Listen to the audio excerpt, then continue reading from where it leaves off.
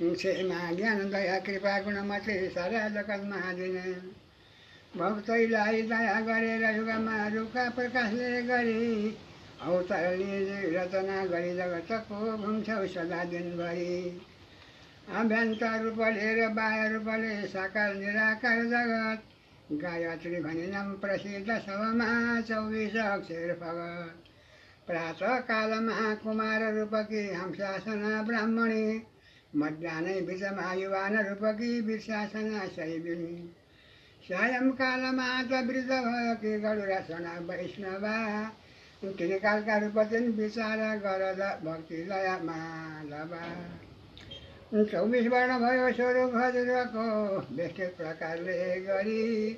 यहाँ अर्कै बिन्दु भने कहिन्छ वेदमा व्यापक स्वरूप यो धरी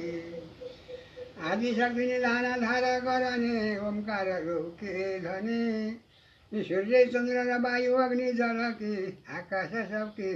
मणि गान गर्ने जनलाई तार्न दिलमा संसारदेखि लिने जबकै सिद्ध भयो भने उही बखत वैकुण्ठ धामै दिने दुखाली जति पर्छ आयु भरमा प्रातः कर्मले गरी टाढी बक्सनुहुन्छ ग्रहादिहरूको रब्दो रसले गरी मूल अन्तर योगिनी त्रिभागी गोचरी आगमी जन्म सबै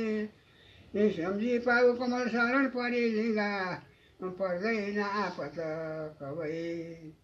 मालिक हौ जगदम्बिके भगवती पाउँ चरणको धुलो आश्रम पाउ कमल गरी हजुरमा पुग्छु कि भन्ने ठुलो आश राखी निशिदिन स्मरण गरी लीला लोकमा हजुरका पनि तानी बक्सनुहुन्छ कि भगवती ठुले कृपालु भने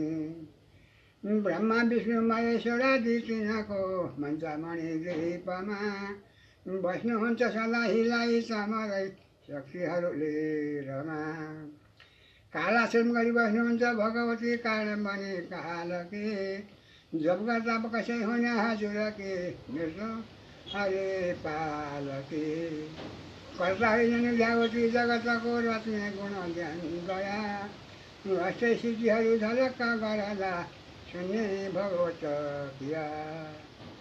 नजर सुन्दामा कमल दलको शोभित लिने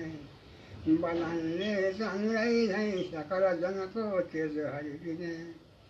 अति लामो कान्छी बिजुली सरी घुमेको गगनमा लगायाको पाउ धुनु धुनु गर्ने गगनमा किरीटके